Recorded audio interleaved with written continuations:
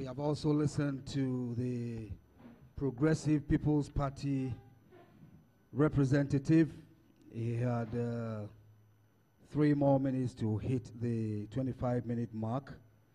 But distinguished ladies and gentlemen, let me reiterate that names are being taken down for those who want to ask questions. 3 questions for each speaker. So if you are itching to ask a question at the end of the presentations, please don't hesitate to give out your name. And I'll stick strictly to those 3 names. Thank you. We are making great progress. And as if it is by design, the Convention People's Party has a female as their chairman. And today we have Sister Mrs. Jemima Ehonam Lawrence, the parliamentary candidate for the North Dine constituency, am I right? Representing the Convention People's Party at this forum organized by the Graphic Communications Group, the town hall meeting in the Volta region under the theme projecting the key issues for peaceful election 2012. And note again that the GCPP, the PNC, and the IPP are not in attendance just because they couldn't be located. Thank you, Madam Jemima. The floor is yours.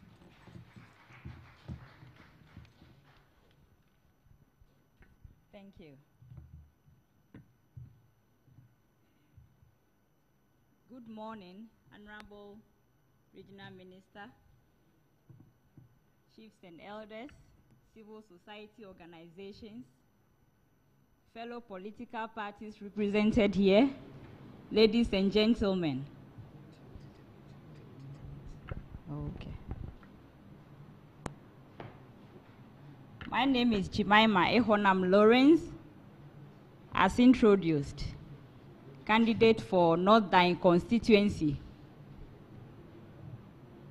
I was called last night to come here, unprepared, but ready to face it.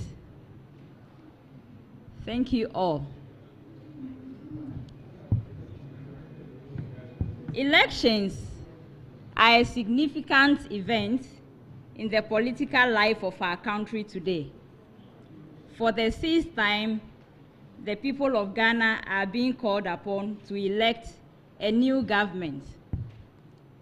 In the 55 years of independence, the people of Ghana have descended into the democratic system by exercising their right to elect presidents and representatives to parliament. Yet the aspirations of the people remain unfulfilled. The rich, urban and rural, have reaped the benefits of individualized development, while the vast majority has sunk further and further into poverty and hunger. These elections are being held at a time of global economic crisis. Jobs and livelihoods of millions of Ghanaians still remains a major issue and concern. Economic progress, education, and the social well-being of the people face uncertain prospects.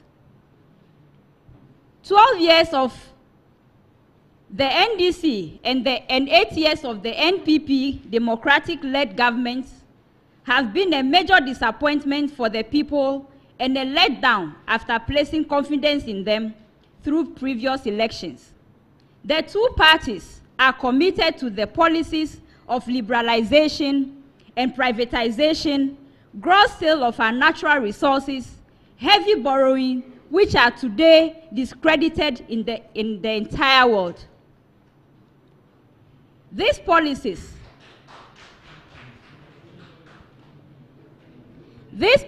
have proved unfavorable to the interest of workers, peasants, agricultural workers, artisans, small entrepreneurs, women, students, and the youth.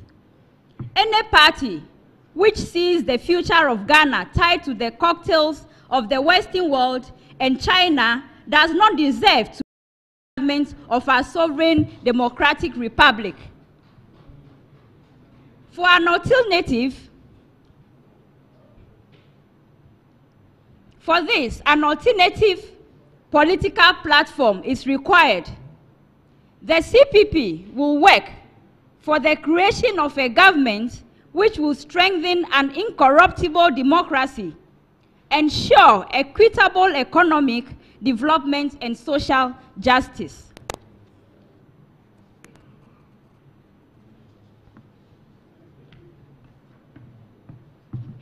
On the issue of education, as I told my constituency a couple of days ago, it was sad to come across a community which is without even a kindergarten, not to mention a primary school, a population over 500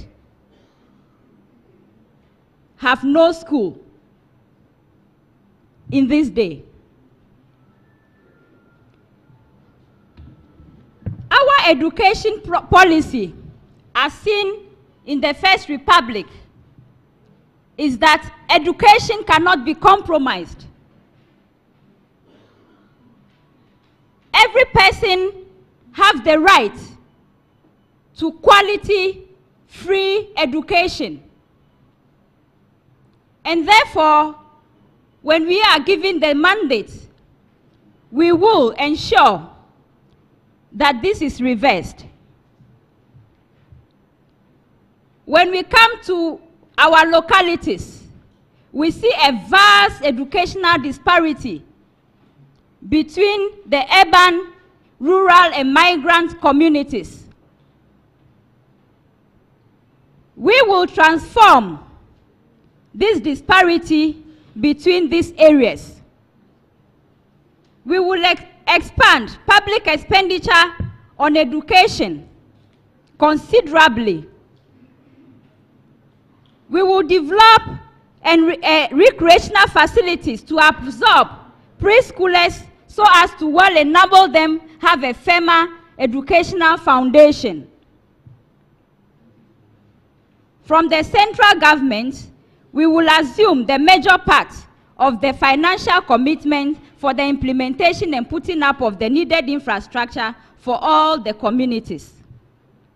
We will expand secondary education to arrest dropouts, improve quality of education and infrastructure in SHS schools. We will enact legislation to regulate school fees, admissions, and curricula in private education institutions. We will formulate progressive and democratic politics, basics, curriculum, and syllabi at all levels of education that recognizes Ghana's social and cultural diversity. We will revise pay scales for elementary school teachers, regularize informal unemployment. In teaching, private schools shall be made to have their teacher recruits trained, and costs must be absorbed by government. The private teacher pay scales shall be set and controlled by government to ensure employees are fairly paid and not exploited.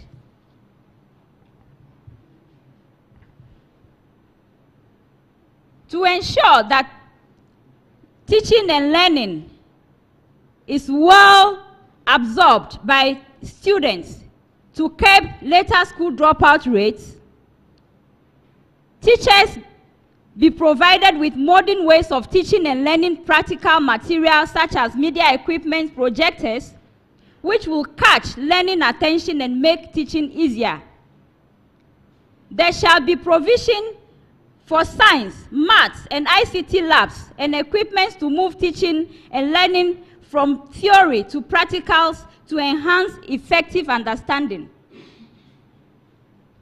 Periodically, science conferences, workshops, and seminars shall be held for teachers to expand their knowledge scope to keep up with modern technology. we will improve success and passing records of students at both JHS and SHS levels. In doing this, exams shall be made continuous and accumulative, with results for first and second years used to add up for final compilation. Third year exams shall be solely based on the year's syllabus. Questions, we suggest, shall be set widely and in quantity so as to allow children to choose areas they can do well in. This will go a long way to help the child choose areas of most interest and pass well in them. Bungalows for workers shall be put up in rural and migrant communities to motivate and ensure teachers are retained in these deprived areas.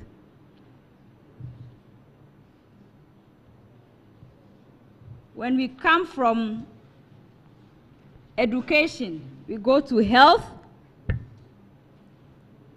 One issue of major concern, as I have observed by myself, is the issue of health insurance. We are grateful to the NPP government, for that matter, Kufuor, for introducing the health insurance scheme. Although it's very good that we just take a card and go to the hospital and get treatment, sad is that the medications that heal us, that will heal us of our ailments, are not under the health insurance scheme. We will expand the health insurance scheme to cover all drugs and extend it freely to children and the aged. We will tackle sanitation as one major way of curbing associated health issues through the provision of decent public toilets, cleanup and keeping the environment clean, creating of drainage to reduce mosquito breeding areas, among others.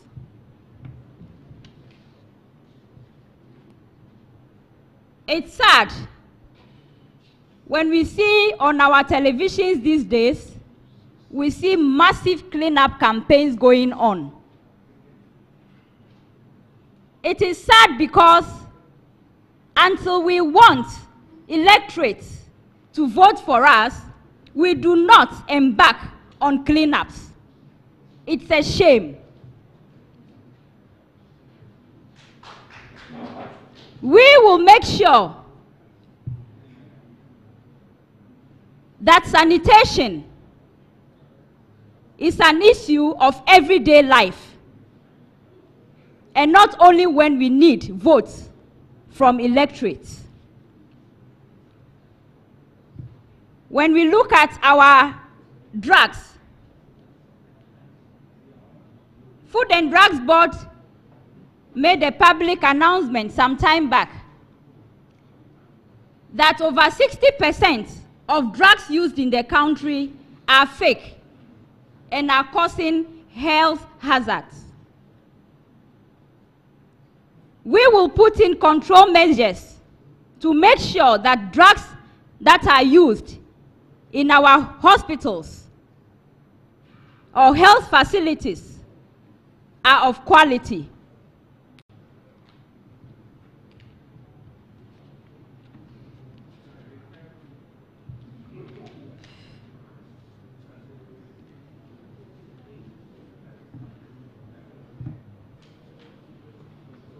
No nation has succeeded in improving the lives of its people without work.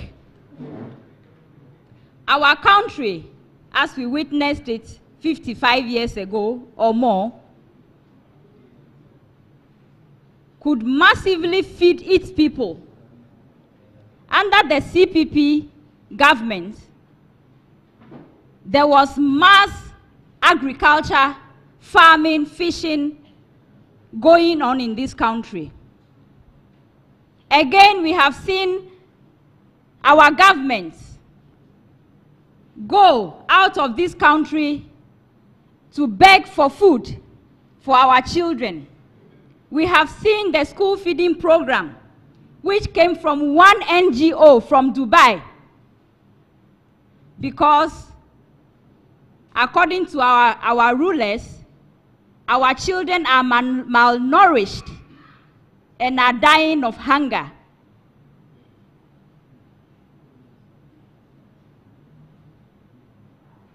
It is sad that corruption has made it even impossible for our children in these schools to benefit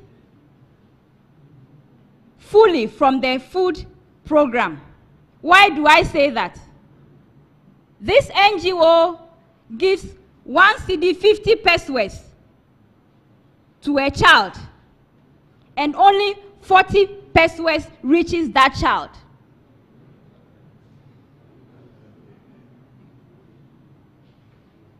We have seen a country like Malaysia who took palm from our land, turned it over,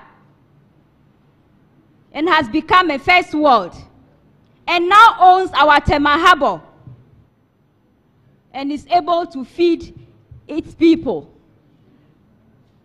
Yet Ghana, who has so much resources, and to mention land, cannot feed its people. It's about time we face the truth. We get up as a nation and start working. Not long ago, I saw in the newspaper a government asking America to come to our aid so that we can farm and not only feed our children, but extend help to our neighboring countries.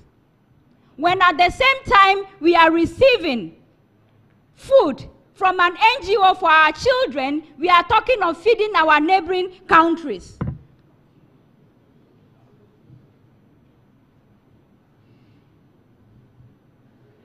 The CPP government will reverse the collapse of our farmers' brigades. As we saw all over the country, we will revive our farms. We will produce our sugar canes for our sugar. We will can our own tomatoes.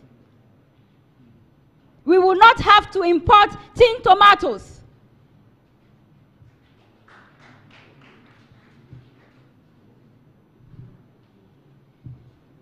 We will ensure a stable and remunerative crop prices by provision of storage and preservative facilities to enable all year-round availability of food and reduce loss incurred by farmers during high season. We will ensure comprehensive loan waiver for distressed peasants, covering both institutional and private debt owns to money lenders. We will provide comprehensive insurance to all farmers for crop and cattle, with subsidies for small and marginal farmers. We will promote and strengthen cooperatives for water use, input purchase, crop storage, output marketing, and dairy.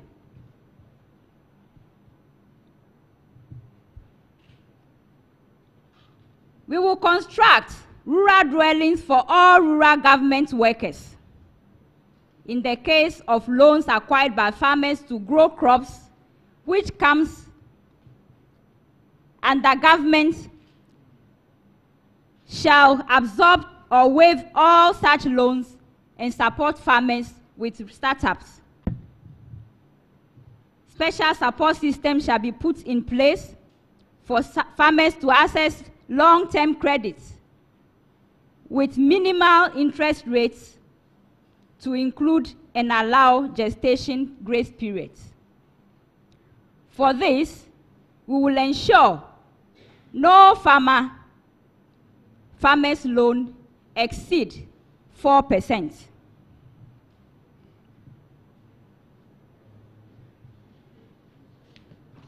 When we come to infrastructure,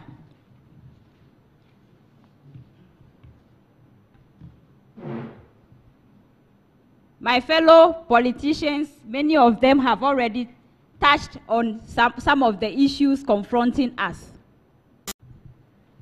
When we come to our rural areas, we will see that our livelihood depends on these rural farmers or traders.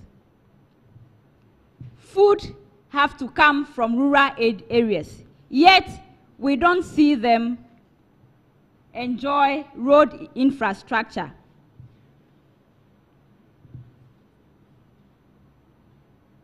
"75% of the food we consume come from these local farmers. They travel on very, very poor roads to bring the food we eat to the cities. We will declare that the rural areas be declared a priority region for development, developing physical infrastructure and special employment schemes for the youth. In order to support education, reduce the number of children ended up on the streets, school dropouts. Sorry, I'm in a different thing. School dropouts,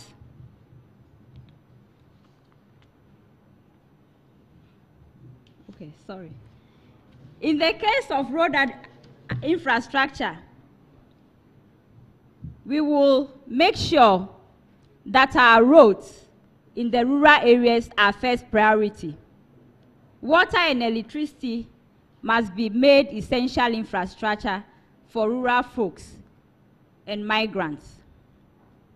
We will formulate a water policy to enhance rural water availability for domestic use, irrigation, and industry.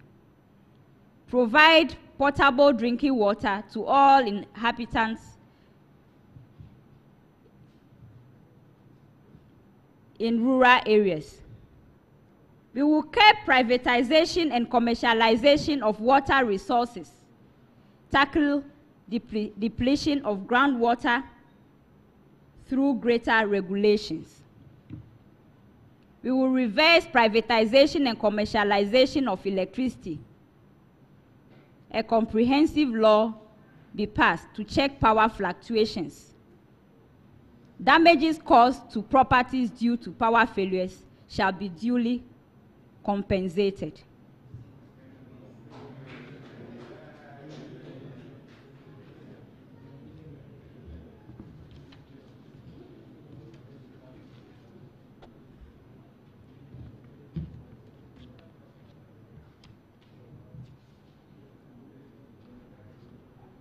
To talk of economy, no nation has succeeded in improving the standards of living of its citizens without industrialization. We will reverse the collapse of our industries. We will take up majority of our sold natural resources. It is only then that money made from them will remain in this country and develop us.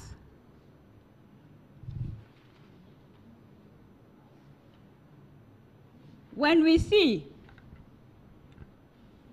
many countries who have oil, for example, they manage it and their people get the best out of it. Before we began to drill our oil, we sold 87% of it. Under the CPP government, we will review such agreements and put Ghanaians in the helm of affairs.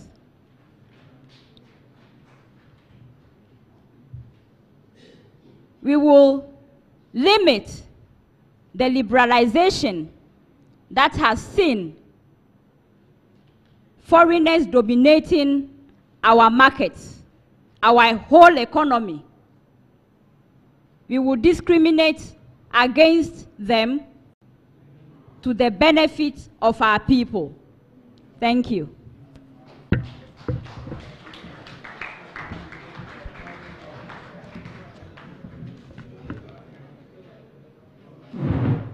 Thank you very much, Mrs. Jemima Ehonam Lawrence. You worked in 24 minutes exactly. You were a minute fortunate.